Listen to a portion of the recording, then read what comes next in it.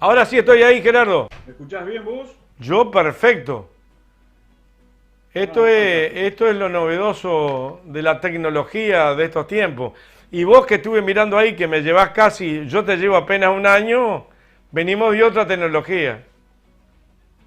No, pero eso es porque mi fecha de nacimiento debe estar mal escrita. Me parece que me llevas más vos. ¡Qué mala leche! Eso sí que me hace pensar, ¿eh? Bueno, cuéntanos a la audiencia, porque más allá de ser periodista y de verte activamente en la política también durante años, ¿quién es Gerardo Bleier? ¿De dónde viene? ¿Dónde naciste? ¿En qué pueblo? Bueno, nací en el centro de Montevideo y viví casi toda la vida entre el centro de Montevideo, el barrio sur, Palermo, Parque Rodó. Ese es esa es mi afinidad afectiva infantil. ¿Te, to- Transcurrió ahí, te tocó, te tocó alguna vez tocar el tamboril? pero más que eso. Así. Me tocó aprender a vivir partiendo de esa sensibilidad que en el caso del Uruguay de la música, por ejemplo, está muy bien expresada por Jaime Ross, ¿no? Esas vivencias de aquella época en el barrio sur, que estaban caracterizadas por unos códigos de la amistad, de la picardía, después vino eh, de la complicidad, ¿cómo te diría? Vitalista, porque había que tener una fuerza interior para sobrellevar el oscurantismo, el miedo, la represión, la muerte que andaba por ahí caminando, ¿no? Fue un tiempo histórico, un tiempo de formación de esos que se dan cada 100 años, ¿no? Pasan muchas cosas que te marcan para siempre. Her- Y ahí se her- ven, ahí se ven los naipes, ¿no? ¿Tu viejo, tu vieja y hermanos? Sí, sí, éramos una familia. eh, yo tengo una hermana mayor, pero ya se había ido del Uruguay. Después tengo un hermano mayor y una hermana menor. Y hasta el 71, te diría, 72, aquel era un hogar en el que todo el mundo tenía mucha actividad, desde muy pequeños todos, y mis padres naturalmente. Bueno, después, pero era una familia absolutamente feliz, ¿no? Una infancia muy feliz, con idas al campo periódicas o algún balneario, y una dinámica de vida muy intensa.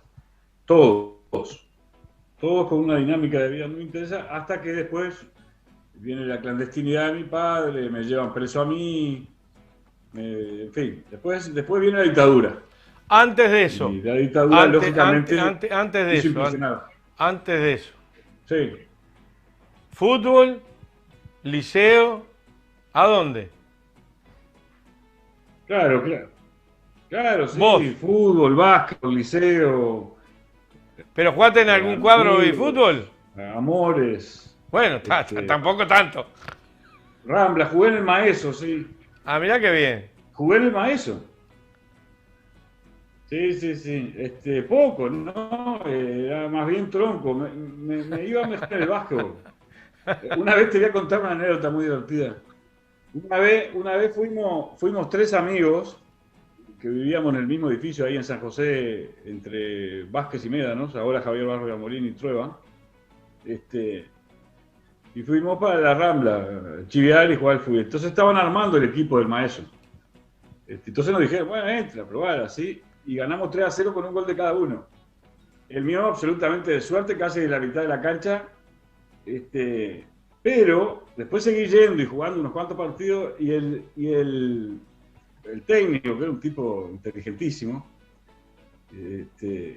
pícaro y observador y buena gente, tenía que sacarme el cuadro porque se notaba que yo era un tronco en relación a los otros, ¿no?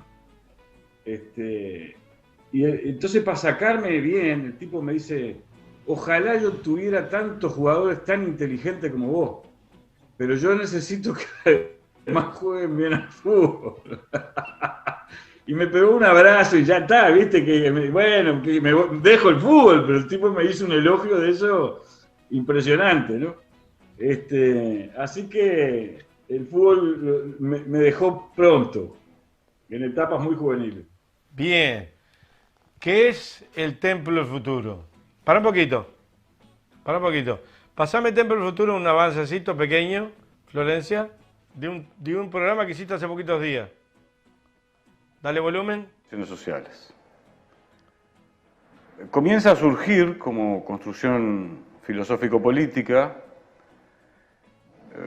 luego de la Revolución Burguesa, pero se transforma en un movimiento anticivilizatorio ultraviolento luego de las revoluciones proletarias. ¿Qué de aquel fascismo original está reemergiendo ahora y qué variantes del mismo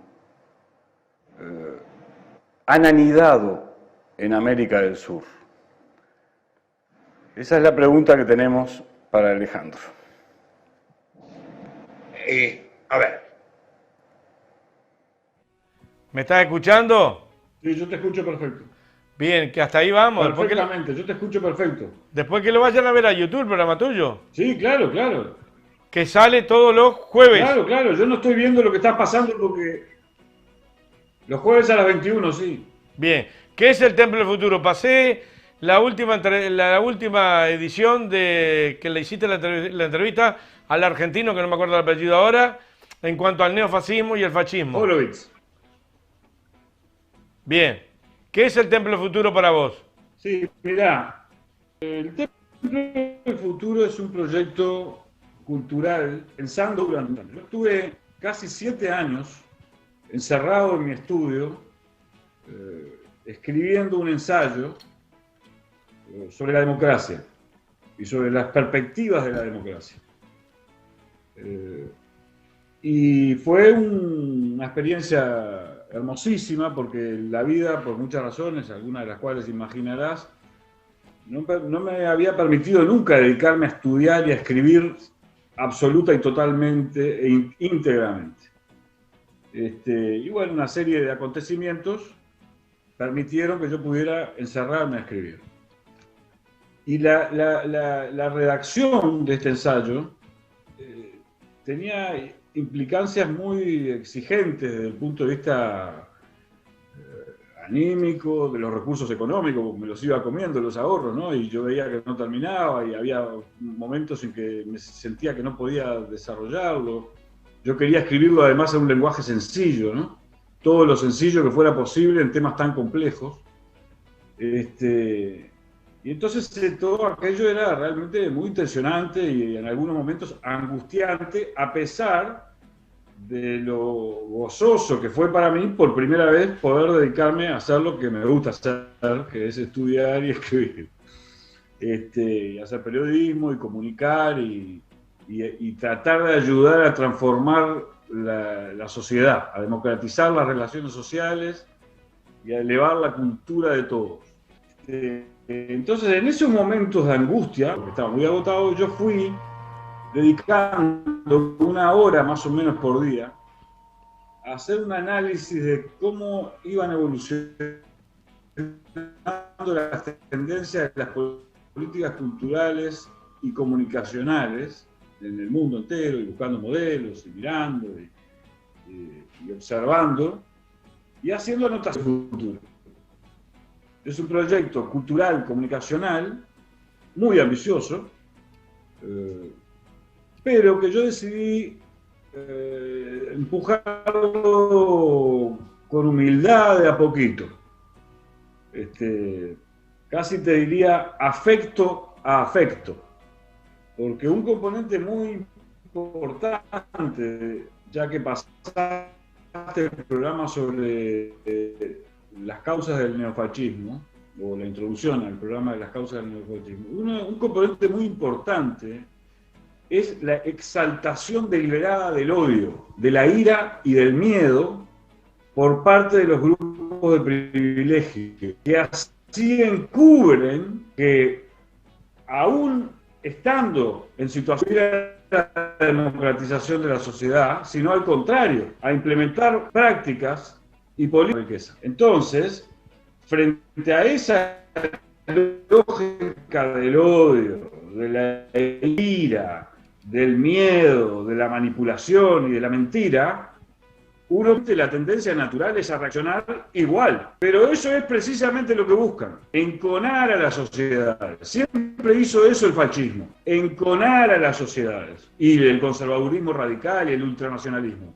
Enconar a las sociedades. Porque las sociedades enconadas no reflexionan, no piensan, no se toman el tiempo para deliberar con la naturalidad de los que da, mirarle el rostro al otro. Como esto está pasando además en medio de una situación en que los instrumentos de comunicación tecnológicos aceleran la comunicación de llegar a millones de individuos, o por lo menos a unos cuantos miles, pero mediado esa comunicación por un puño cerrado, si lo estás insultando, entonces puede venir una reacción, entonces cualquiera dice cualquier cosa del otro, porque no está ahí de frente, ¿no? Hablando de los códigos del fútbol y del básquetbol, y del barrio, Palermo, de mi infancia.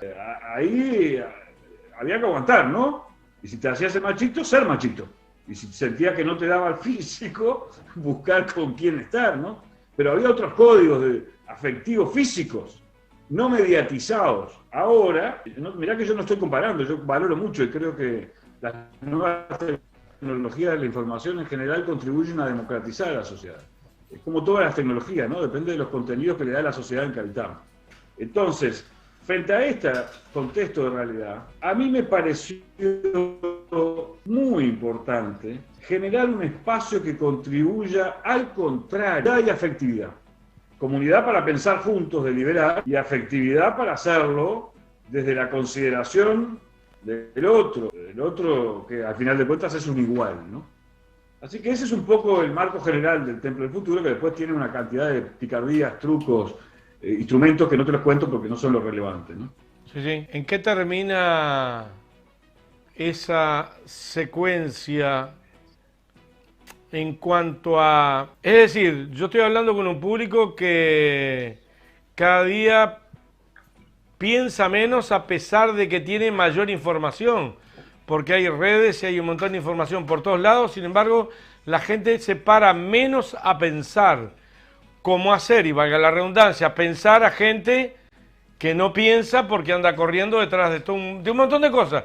Se puede decir detrás de la liebre, se puede decir corriendo por el salario, también. Pero cómo hacer pensar a la masa, si bien hay que llegarle a una masa que es la más crítica, la intelectual, que por ahí parte la idea fundamental, pero cómo hacer, y a través de Esdrújula, a través del Templo del Futuro, perdón, Esdrújula es la señal con la cual transmites. A través del Templo del Futuro, ¿cómo hacer pensar a las grandes masas? Claro. ¿Cómo? Bueno, mira, sí, qué interesante. Estuve pensando mucho sobre esta cuestión en las últimas horas, así que la pregunta viene a dar en el corazón del asunto. Estamos en un momento de la humanidad impactantes, los cambios que están teniendo lugar y los que vienen son tan impactantes que tratar de explicarlos todos en su complejidad es muy difícil desde un programa de televisión o desde un proyecto cultural. Entonces, ¿qué podemos hacer? Ya que la explicación de la complejidad se tiene que dar en espacios de encuentro político, de encuentro vivencial, que habrá que ir, una vez superada la pandemia, regenerando. ¿Qué podemos hacer? Lo que sí podemos hacer, y para mí constituye casi una cuestión ética de primer orden, es mostrar los problemas. y los diferentes ángulos desde los cuales se puede analizar. Y hacerlo en el lenguaje más sencillo posible según la entidad del problema. Esto en este momento de la civilización, el hecho de que hagamos esto, de que tratemos de mostrar la complejidad, no explicar la complejidad, porque eso ya requiere otras esferas, ¿no? La universidad es el espacio donde hay que deliberar sobre la complejidad, o los últimos años de secundaria. Pero lo que puede hacer la comunicación es mostrar la complejidad, y no la anécdota, como hacen el 80% de los medios de comunicación actualmente en el mundo, por razones muchas veces interesadas.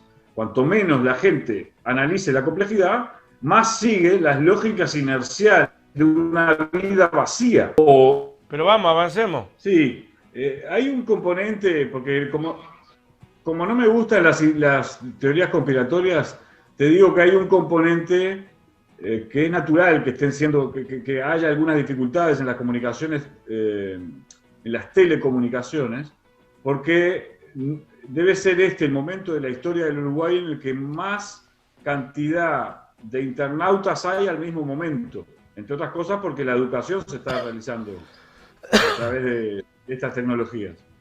Entonces no hay que hacer teorías confabulatorias, ¿no? Pero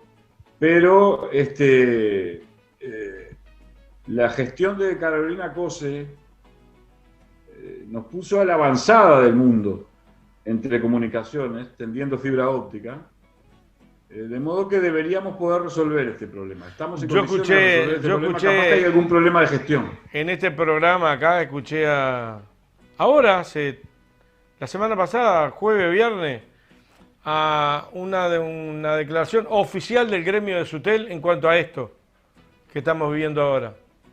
¿En cuanto a esto? Sí, yo te reitero. Estamos en condiciones de ofrecer alta calidad en las comunicaciones virtuales a los ciudadanos uruguayos. Condiciones tecnológicas. Y se hicieron las inversiones para que eso ocurra, así que si no ocurre, hay que mirar con mucha atención y buscar por qué no ocurre. Creo que hay una explicación razonable, además de que evidentemente no hay una intención de continuar ese proyecto de fortalecer la autonomía del Uruguay en materia de telecomunicaciones, más bien todo lo contrario, pero creo que hay una razón también natural. Nunca hubo tanta gente al mismo tiempo utilizando las infraestructuras tecnológicas. Vamos a lo nuestro. Retomemos la idea, retomemos el pensamiento, es decir, cómo llegar a las grandes masas, entre otros, al final de la anécdota esta de la traba significa también que hay un montón de gente trabajando por internet, pero a su misma vez comunicándose, cómo llegar a las grandes masas a través del pensamiento, cómo hacer pensar a las grandes masas. Sí, pero además de lo que yo creo que es sustancial es mostrar la complejidad, pero no solo mediante formas de comunicación, sino también mediante formas de construcción de comunidad afectiva. Porque, fíjate qué interesante paradoja, nunca la humanidad tuvo tantas condiciones de comunicarse horizontalmente, pero al mismo tiempo nunca estuvo el individuo tan aislado y sobreexplotado. Los individuos, la civilización ha creado tecnologías que nos permitirían a todos disfrutar de la abundancia. Pero todavía no hemos encontrado las formas de organización social para que esa abundancia se distribuya de modo que podamos trabajar por placer y por creatividad y para desarrollarnos plenamente como personas. Eso va a pasar en algunas décadas más adelante. Pero ahora no pasa. Ahora lo que pasa es lo contrario. Jamás los individuos fueron tan sobreexplotados y además se encuentran aislados. Porque el teletrabajo implica que vos trabajás desde tu casa, ¿no? El ingeniero de software que se pasa, o los que están en los call centers, hablan con personas con las que nunca tienen un intercambio afectivo. Y trabajan 14 horas y se levantan a la madrugada y se toman un ómnibus y llegan y vuelven, y así millones y millones y millones de personas en el mundo, miles de millones de personas en el mundo con esta vida de hormiga, cuando existen condiciones para que eso no ocurra, condiciones tecnológicas. Hemos creado riqueza y tecnología suficiente para que eso no ocurra. Y este es un conflicto, naturalmente, que está a punto de estallar. Entonces, ¿qué es lo que tenemos que hacer como comunicadores y como personas de la cultura? Mostrar los problemas, mostrar la complejidad de los fenómenos, porque esto tampoco se arregla a los tiros, ¿no? Digo, ningún problema humano de la civilización, de la organización del trabajo, de la producción, de la cultura, se arregla porque uno le dé la voluntad de arreglarlo y diga, lo voy a arreglar, a prepo. Nunca fue así en la historia de la evolución de lo humano y no va a ser así. Pero tampoco nunca existieron las condiciones para arreglarlo de verdad, para eliminar la injusticia, la pobreza, la migración, las desigualdades. Nunca existieron tantas condiciones para hacerlo. Entonces, este conflicto es cada vez más grave y requiere mirarlo desde todos los ángulos. Y como los últimos 40 años, lo que caracterizó a la humanidad fue un discurso totalmente vacío, carente de la más mínima seriedad intelectual, carente de teoría, de esfuerzo científico por comprenderlo, que se llamó neoliberalismo, aunque yo prefiero hablar de neoliberalismo radical, porque el liberalismo contiene unos componentes revolucionarios en su génesis, ¿no? Entonces, me parece que hay que enfatizar el poner al individuo solo y aislado como el centro del asunto en el mercado, y que ahí se arregle, ¿no? Como si todos partiéramos de las mismas condiciones para desenvolvernos en la vida, cuando sabemos que el 80% de la población mundial no tiene las condiciones para desenvolverse en la vida, normalmente. Educación de calidad, salud de calidad, alimentación de calidad en la infancia.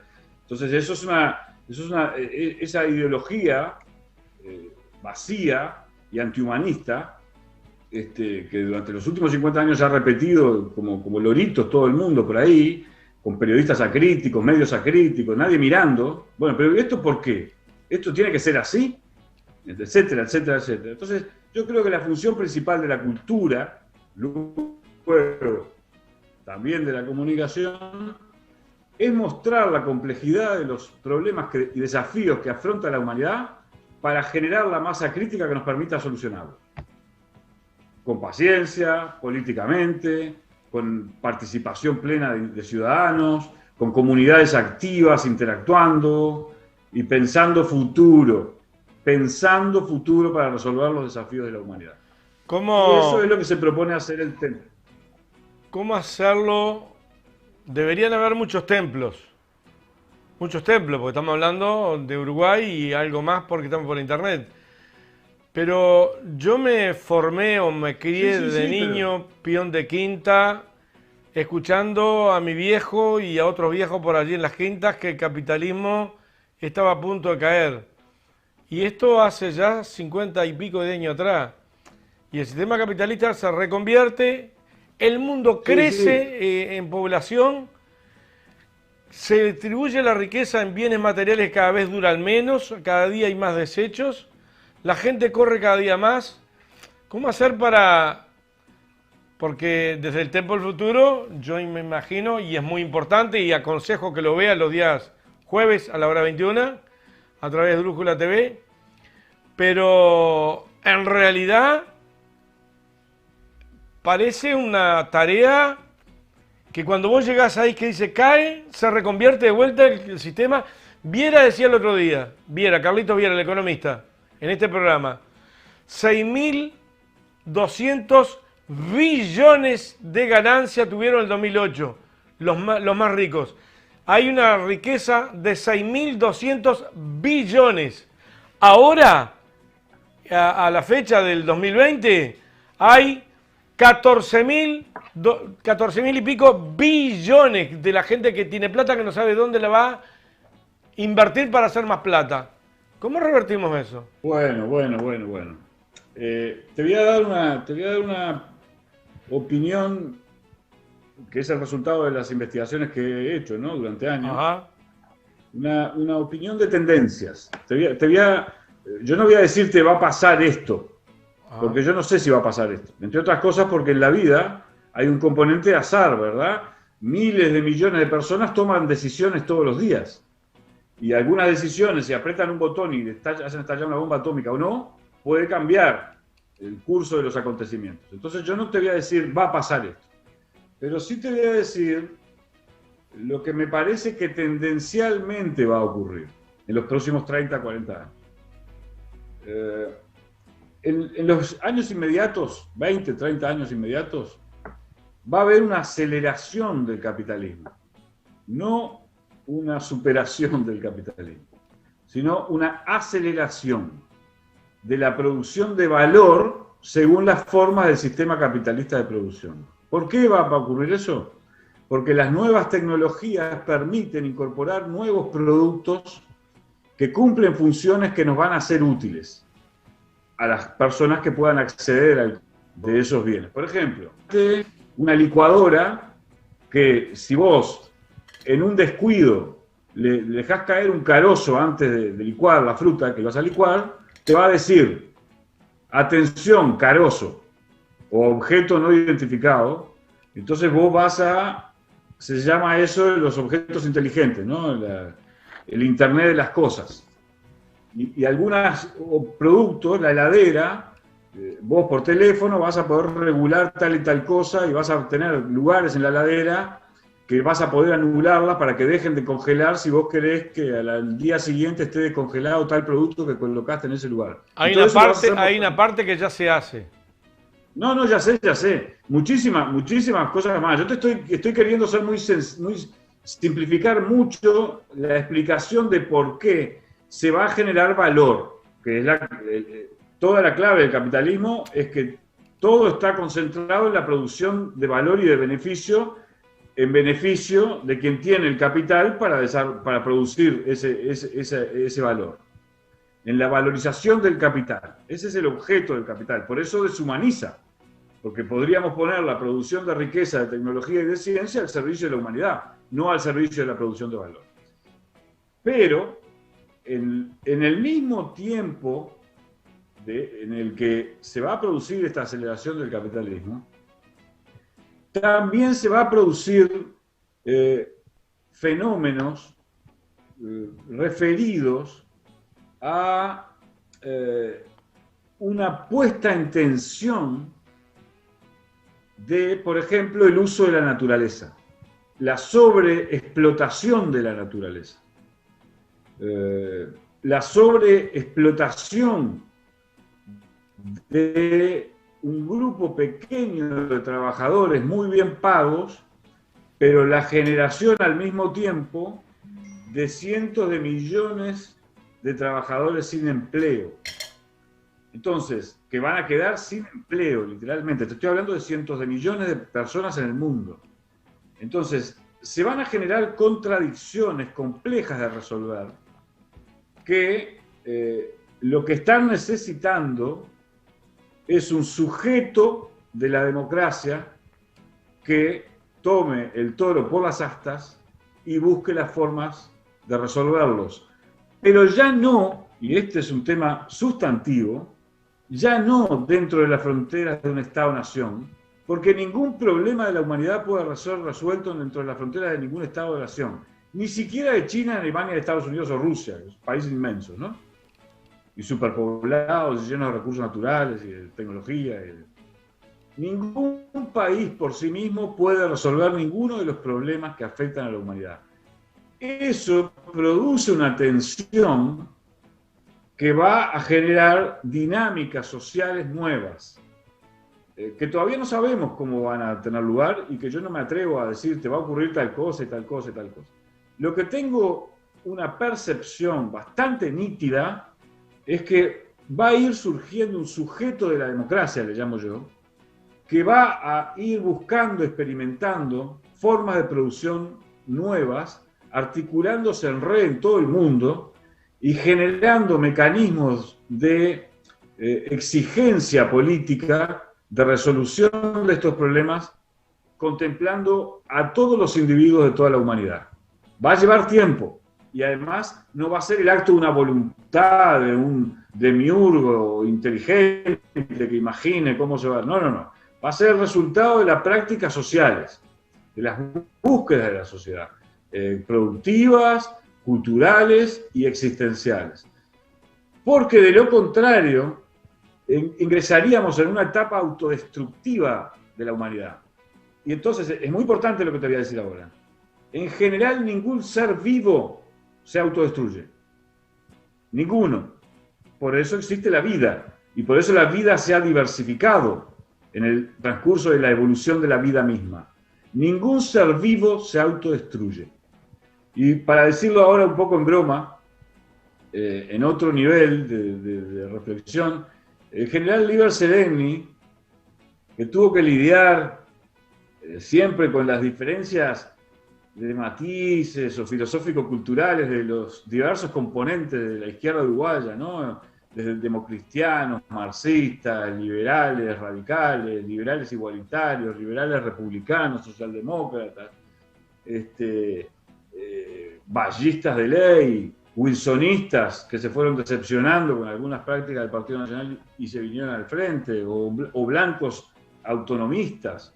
El general Liber Seregni, que tenía que lidiar con todas esas percepciones y que tuvo la brillantez de generar una ingeniería institucional del Frente Amplio que permite que se manejen esas diferencias acordando un programa común de transformaciones democratizadoras de las relaciones sociales a corto plazo según cómo ellas pueden realizarse, efectuarse en determinado momento, siempre decía, cuando había una crisis que parecía que iba a ser muy rupturista, siempre decía, los caballos cuando están por llegar ¿cómo se llama eso? Cuando hay una abrupta caída. Al precipicio. Al precipicio se paran y vuelven al lugar donde pueden poner los dos pies. A la humanidad le va a pasar lo mismo. La humanidad está por llegar a un precipicio y no va a tirarse abajo.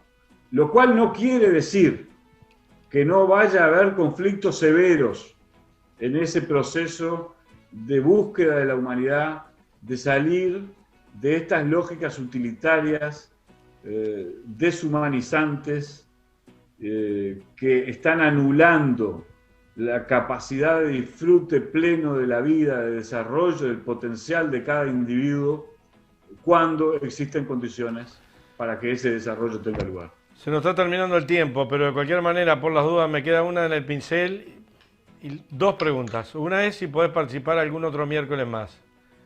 Pero sin duda. No me puedo comprometer. Bueno, por ejemplo, podría hacerlo una vez por mes si vos lo agendás. Dalo por hecho. Dalo por hecho. Dale. Después te lo paso en dólares todo el que... Escuchame. Dale. No, la pregunta es, vos me hablaste... También podés hacer un lechón al horno de barro cualquier día de esto. No tengo horno de barro, pero tengo un lechón al horno de barro pero tengo regado con buen vino. Pero tengo una buena parrillera acá, que un día vino el Grilla chico con un camarógrafo acá, que le vinieron a hacer una entrevista a Mirta Gianse y le terminaron haciendo un asado acá en el fondo y hablando otras cosas. Pero la pregunta es, para no distraerme, cuando me estás hablando, según tu punto de vista, de 3 o 4 décadas, estamos hablando que los gurises que tienen 10, 11 años hoy, 3, 4 décadas van a tener 40, 50 años. Esa gurizada, ¿cómo la preparamos hoy previendo eso que debería de darse según tu pensamiento, tu lógica, para cuando tengan nuestra edad? Por ejemplo, cuando tengan ellos 60, que es cuando tú prevés que el caballo va a llegar hasta ahí y va a frenar y va a dar una voltereta, bueno, ¿cómo prepararlos a ellos hoy?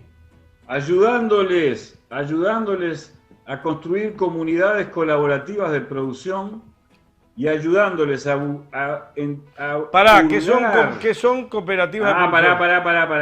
pará, déjame decirte otra cosa, porque no solo alcanza con eso. Ayudándoles a hurgar en la realidad del mundo, entendiendo que el mundo ya es el mundo y no fuera de todo nacionalismo chiquitito, más allá de la defensa del terruño, ¿no? Y del sentido compartido de la comunidad espiritual en la que producimos nuestros afectos, como el barrio Palermo, ¿no? Eso es una cosa, pero no nacionalismos vulgares, porque nada va a resolverse con ningún nacionalismo vulgar. Es más, los estados aparecen después de la Revolución Industrial. Enseñándoles a ver la complejidad sin dogmatismo, con libertad y con espíritu horizontal de construir comunidades colaborativas inteligentes, serias, afectivamente fuertes, libres, en el sentido de atreverse a pensar todo y muchas cosas pensarlas de nuevo, aquellos que ya las pensaron antes, porque hay que pensar todo de nuevo. Menos el rol del hombre en la historia. Hay unos cuantos jóvenes ahora a nivel planetario, que están dando ejemplo en ese pensamiento y que tiene que ver con la pandemia, que en su inmensa mayoría son científicos jóvenes. Exactamente. Cómo los científicos jóvenes han armado una red formidable para tratar de resquebrajar la lógica monopolista de las industrias farmacológicas, por ejemplo. Y han ayudado a varios países a tratar de que produzcan sus propias vacunas, corriendo por el costado de esta lógica que en otros momentos de la historia puede ser comprensible, o de procesos históricos, de circunstancias históricas, ¿no? El hecho de la patente, yo descubrí algo, y bueno, y lo patenté y quiero durante un tiempo ganar tanto más dinero que mi competidor, porque lo patenté. Bueno, eso forma parte del capitalismo, y no lo vamos a resolver, ya te digo, porque se nos ocurre resolverlo un día para el otro. Pero cuando viene una pandemia donde está muriendo gente, ¿a vos te parece que la humanidad no tiene que exigir que se tenga en consideración las necesidades de salvar la vida de los individuos de la humanidad? La gente está viendo esto y va a reaccionar muy críticamente. Entonces, la forma en que reaccionaron científicos de todo el mundo, poniéndose a interactuar y buscando ayudar a los países, a todos los que están en condiciones tecnológicas o materiales de hacerlo, de producir vacunas, es, por ejemplo, una manifestación de lo que va a pasar. Y esto va a pasar en todas las áreas. De a poquito va a ir pasando en todas las áreas de la producción y del mundo de la vida. Va a llevar tiempo, porque por ahora lo que ocurría era al revés. Estábamos orientados a aislarnos, a meternos en nosotros mismos, a entrar en desasosiego, depresiones, y la gente más humilde, con dificultades de empleo, en la desesperación de la lucha por la supervivencia. Entonces, ¿cómo es posible? Eso llega a un momento en que si logramos generar comunidades afectivas y libres, que se atrevan a pensar sin prejuicios, no se dejen manipular por el odio y el encono, si logramos eso, contribuiremos a acelerar el proceso de que la humanidad encuentre soluciones a los problemas y desafíos que se le plantean, como siempre se le han planteado. Solo que en este momento estamos en un punto de inflexión porque el riesgo de la autodestrucción es enorme. Yo confío en esos dos caballos que van a parar. Sí, miles de caballos, millones de caballos desbocados, pero no van a tirarse. Quédate tranquilo que no van a tirarse. Tienen condiciones para plantar los pies firmes antes de tirarse a la propia muerte. Y tienen condiciones naturales, que es lo importante, biológicas. Su propio cuerpo les dice, acá no. Y eso también le dice la humanidad, por acá no. El Templo del Futuro, título, mañana, en YouTube, en Esdrújula TV. El programa de mañana es sobre un bellísimo tema, y complejo también, que yo te lo enuncié ahí de pasada. Viste que en los últimos 70 años, en tu vida, habrás escuchado miles de veces, el desarrollo es por acá, apertura de mercado. El desarrollo es por acá, sustitución de importaciones. El desarrollo es por acá, y es por allá, y es por allá, y los economistas se han devanado los sesos.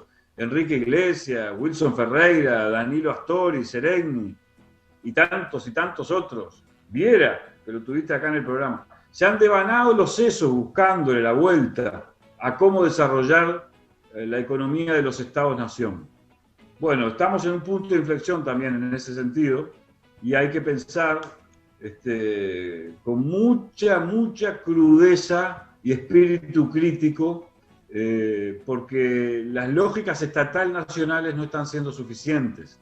No alcanza, ningún Estado nacional implemente el modelo que implemente por sí mismo. Por eso, dicho sea de paso, es tan desafiante la integración de América del Sur en este momento. ¿Por qué se unió Europa? ¿Por qué crearon la Unión Europea?